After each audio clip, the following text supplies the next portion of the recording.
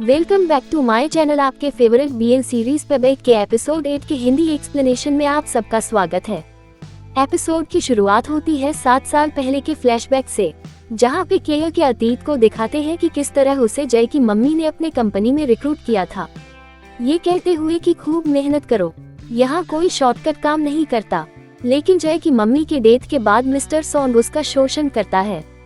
फिर वह हादसा दिखाया जाता है जहां पर पेनुइन किसी को बुरी तरह घायल करता है और फिर वहां से भाग जाता है और प्रेजेंट में वह वीडियो पब्लिक के पास पहुंच जाती है और घायल की बेटी इस क्लिप को देखकर बहुत ही शॉकिंग रिएक्शन देती है।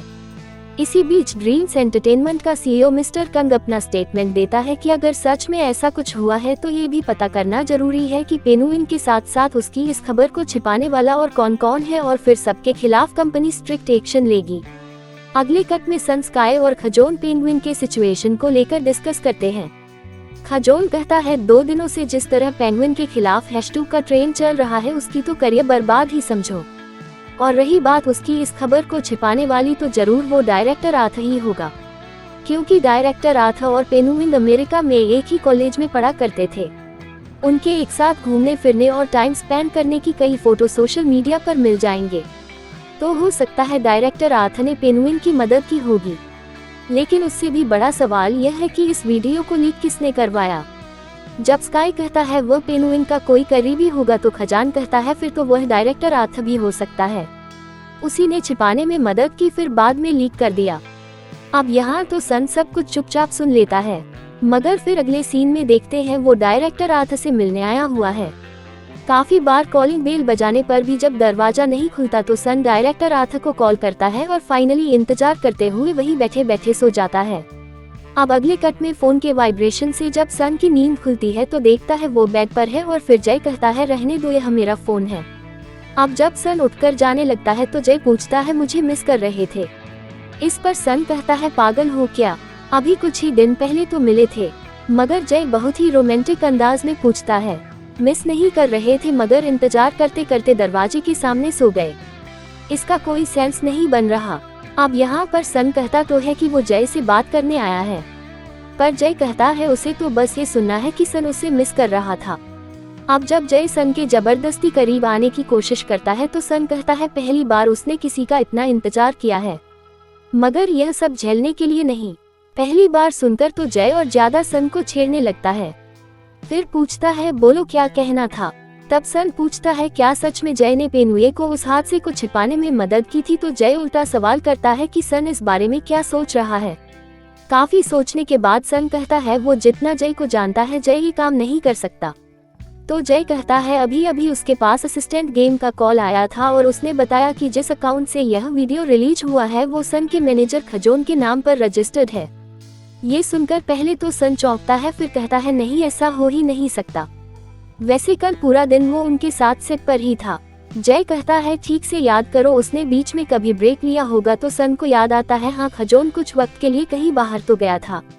जय आगे कहता है अगर खजोन कल्प्रिट निकला तो याद रखना वह कंपनी से फायर हो जाएगा। तब सन कहता है उसे पूरा यकीन है खजोन ने ये सब नहीं किया है। तो जय कहता है सन को किस बात पर यकीन है, इससे कोई फर्क नहीं पड़ता, बल्कि पॉइंट यह है कि वह दूसरों को क्या यकीन दिला सकता है। याद रहे खजोन को बेगुनाह साबित करने के लिए सन के पास ज्यादा वक्त नहीं है। अब अगले कट में जय भी सन के साथ निकलता है तो सन कहता है वह खुद चला जाएगा। वैसे भी इस वक्त जय का कंपनी जाना बिल्कुल सही नहीं है। अब बात करते करते दोनों बस स्टॉप तक आ गए हैं। जय कहता है कि अगर तुम मुझे ड्रॉप करने नहीं दोगे तो मैं भी तुम्हें कहीं जाने नहीं दूंगा। तो सन कहता है ठीक है, अगर ड्रॉप करने का इतना ही शौक है तो चलो मेरे साथ। अब जय यहाँ पर थोड़ी देर के लिए हिचकिचाता है, मगर फिर सन के पीछे पीछे बस के अंदर एंटर कर हो जाता है। लेकिन यहाँ भी जय सन के करीब आने का एक भी मौका छोड़ता नहीं है, और इस बस का ब्रेक तो समझ लो एक और ही रोल अदा किए जा रहा था, हर बात पर ब्रेक लग ही रहा था। जय भी कह देता है कि अब सन कुछ नहीं कर सकता, क्योंकि इतने क्राउड में वह कितना भी सन के करीब क्यों ना आ जाए सन उस पर चिल्लाएगा नहीं।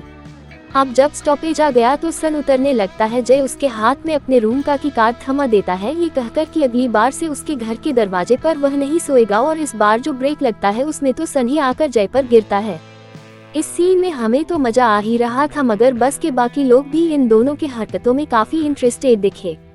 अब चलते हैं अगले सीन की ओर। खजोन को अब पता चल रहा है कि इंडस्ट्री में बात ऐसी फैल रही है कि पेनुयिन के वीडियो को खजोन ने लीक किया है, तो ये सुनकर खजोन हक्का बक्का रह जाता है। लेकिन फिर कहता है कि ऐसा कुछ उसने किया ही नहीं, बल्कि वो तो पेनुयिन को पर्सनली जानता भी नहीं, और फिर इस वीडियो को लीक करने के लिए वीडियो मिलना भी तो चाहिए। उस दिन तो वो दोनों को सेट पर छोड़कर ऑफिस आया था, बस अपने पेपर वर्क को निपटाने। सन कहता है वह खजन पर यकीन तो कर रहा है, लेकिन वह बेगुनाह है, इसका कोई सबूत भी तो नहीं है। जॉन जब कहता है पुलिस सबूत ढूंढेगी, चलो जाकर रिपोर्ट करते हैं, तो स्काई कहता है फिर पुलिस और कोर्ट की दौड़ धूप में पता है कितना टाइम और पैसा बर्बाद हो जाएगा, तब तो ये ड्रीम कंपनी वाले उसे नौकरी से भी निकाल देंगे। अब जब खजन ये सोचकर पागल हो रहा होता है कि वह कैसे बचे, तो थोड़ा सोचकर सन आइडिया देता है क्यों ना खजन पेन का नया मैनेजर बन जाए। खजोन को उसका कॉन्फिडेंस जीतना होगा और उसे मनवाना होगा कि यह वीडियो उसने लीक नहीं किया है। तो हिचकिचाते हुए खजन कहता है वह कर तो लेगा, लेकिन अभी के लिए उसे बहुत हिम्मत की जरूरत है। तो अब खजन सन के साथ पेन के बिल्डिंग तक पहुंच तो जाता है, मगर सवाल यह है कि बिना किसी परमिशन के वह पेन के फ्लैट तक पहुंचेंगे कैसे। वहां सन जब उसी बिल्डिंग से एक आदमी को निकलते देखता है, तो फिर वह थोड़ी देर के लिए उस आदमी का पीछा करता है और बहुत आसानी से उससे वह कार्ड ले लेता है। जाहिर सी बात है, सन को ये सब करते हुए देखकर खजोन का रिएक्शन कुछ फनी ही होता है। बाय द वे पेनुयिन के फ्लैट तक ये लोग पहुंच जाते हैं और वहां का डोर बेल बजा देते हैं। काफी देर के इंतजार के बाद जब कोई दरवाजा नहीं खुलता, तो खजोन वहां से निकलने की बात करता है, मगर सन ने तो चोरी से दरवाजे के लॉक को खोलने का फैसला कर लिया है। अब जैसे तैसे खजोन सन को ये करने से रोकता है, फिर तब तक पेनुयिन वहां आ जाता है। अब खजोन कहता तो है कि पेनुयिन जिस भी मुसीबत से गुजर रहा है वो पेनुयिन की मदद करेगा, लेकिन पेनुयिन है कि बिल्कुल सुनने को तैयार नहीं। मगर खजोन भी आसानी से छोड़ने वाला नहीं है।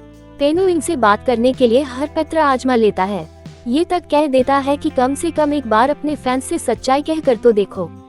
लेकिन पेनुयिन खजोन को धक्का मार के चला जाता है और इसी धक्के की वजह से ये भी दिखाया जाता है कि खजोन की कमर अकड़ गई है। आगे क्या करना है, अभी यह सोच ही रहे होते हैं कि सन देखता है पेनुयिन ने अपने आईडी से एक पोस्ट छोड़ा है।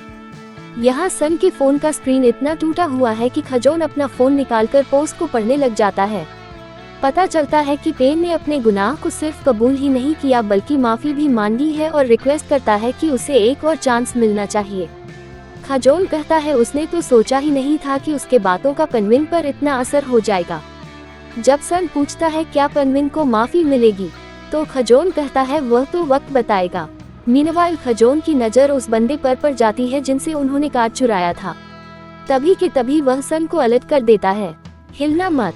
अब वह आदमी तो पहले इन्हें घूर कर देखता है, फिर जब उसकी नजर जमीन पर पड़े कार्ड पर पड़ती है तो चुपचाप उसे उठाता है और चल देता है। और खजोन सरप्राइजिंग रिएक्शन देता है, क्योंकि सन के काम करने का तरीका हमेशा अलग ही होता है। अब सीन शिफ्ट होता है स्काई पर, जो मीडिया पर यह रिपोर्ट देख रहा है। पेन ने अपनी गलती मान भी ली और माफी भी मान लिया, लेकिन शायद फैंस उस अपोलॉजी को एक्सेप्ट करने के लिए तैयार नहीं है। एक छोटा सा वीडियो क्लिप भी वायरल हो रहा होता है, जहां पे नन मीडिया को अपना स्टेटमेंट दे रहा है।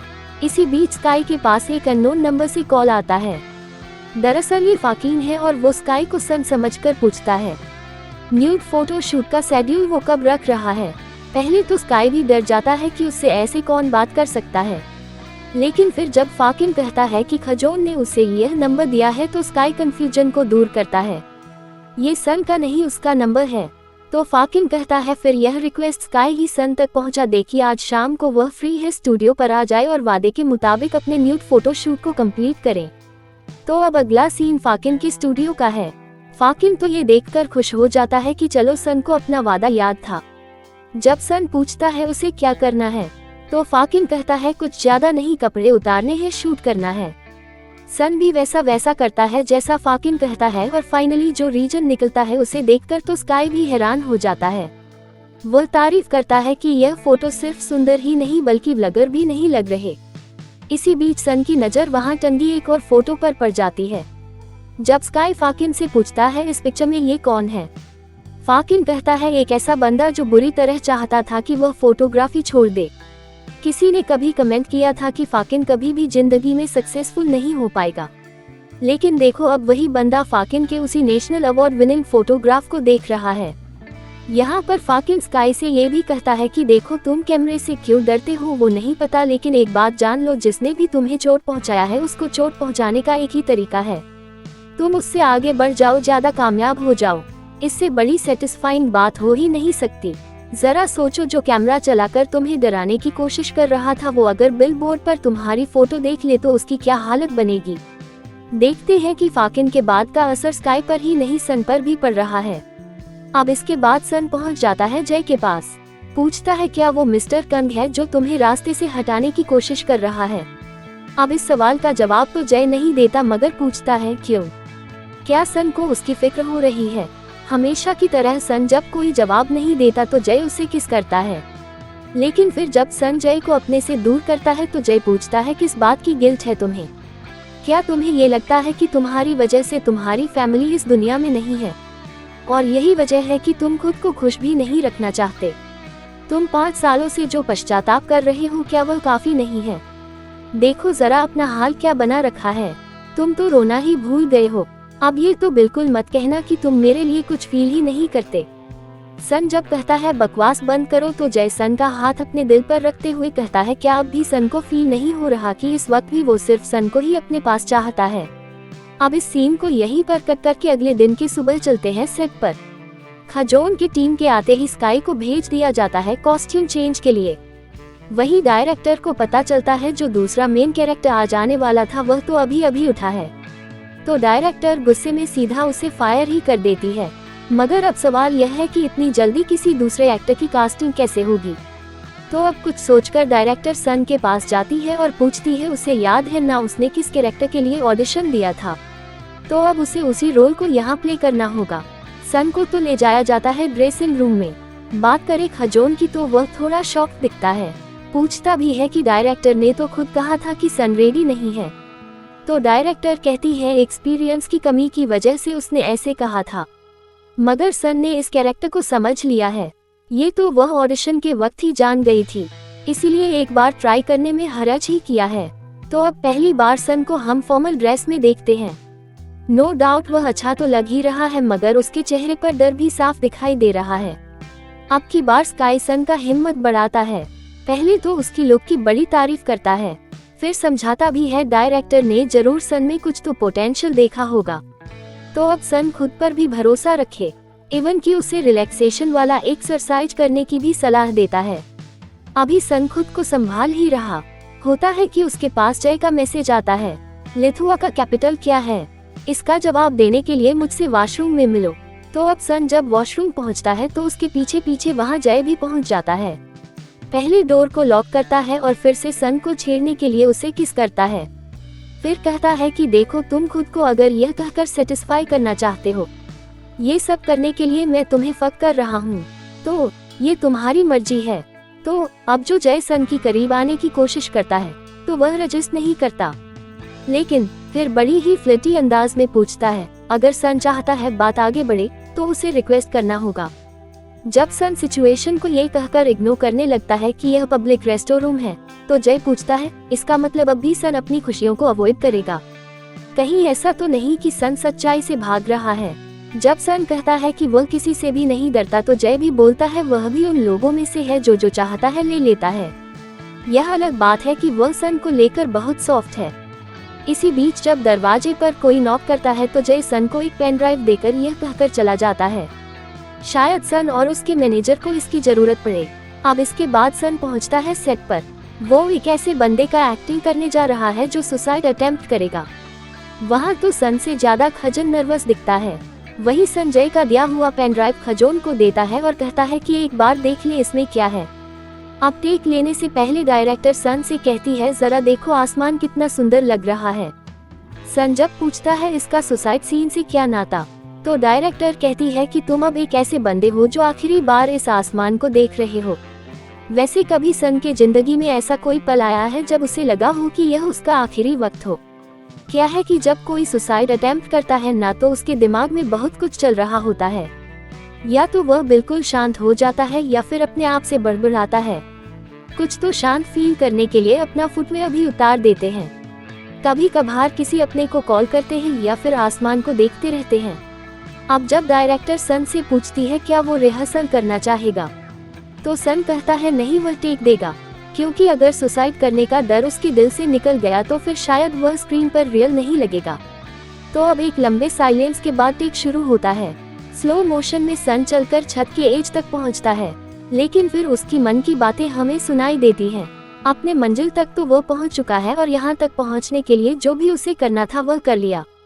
मतलब अब मैं अपनी जिंदगी को खत्म कर सकता हूँ। फिर चेहरे पर एक स्माइल के साथ सन वहाँ से गिर जाता है। अब एक तरफ जहाँ पर डायरेक्टर को इस सीन से निकलकर कट कहने में वक्त लगता है, वह दूसरी तरफ सन सेफली जमीन पर लैंड कर चुका है।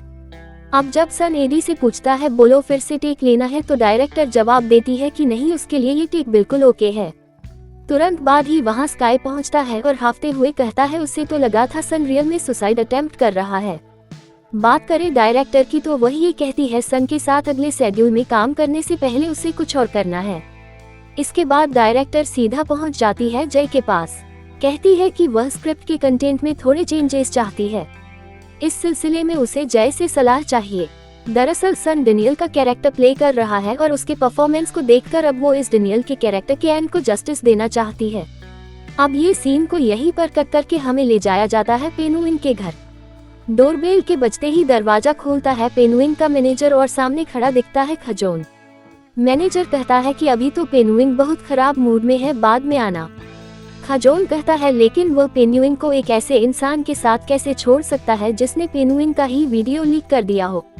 जब मैनेजर यह स्वीकार नहीं करता तो खजोन कहता है इस बार में मैनेजर ने मिस्टर कन से जो भी बातें की है ना उसका रिकॉर्ड है उसके पास।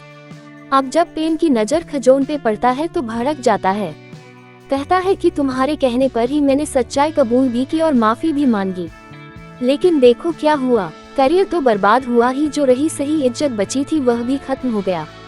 और फिर खजोन को क्यों अंदर आने दिया, ये कहकर जब पेनुइन अपने मैनेजर के साथ भी बदसलूकी करता है, खजोन कहता है वो समझ गया क्यों उसी के मैनेजर ने उसी के खिलाफ जाकर वीडियो को लीक किया। और रही बात माफी की, तो जिसके साथ यह हादसा हुआ था उसके लिए पेनुइन ने अभी तक कुछ किया क्या? हम देखते हैं कि पेनुवेंग का मैनेजर तो तभी के तभी वहां से चला जाता है। खजोन पेन से कहता है कि उसने एक ब्रांड से बात करी है, वह पेन को काम देने के लिए तो तैयार है, मगर शर्त सिर्फ एक है। इस कॉन्फ्रेंस में विक्टिम और पब्लिक से सिंसियर अपोलॉजी मांगे और पेन के पास दो ही ऑप्शन बचे हैं, ईगो को साइड में रखकर फिर से शुरुआत करो या फिर इसी ईगो के पल्लू को पकड़कर अपनी जिंदगी को बर्बाद करो। बस फिर के अगले ही कट में पेन बिल्कुल वैसा ही करता है जैसा खजोन उसे करने के लिए कहता है।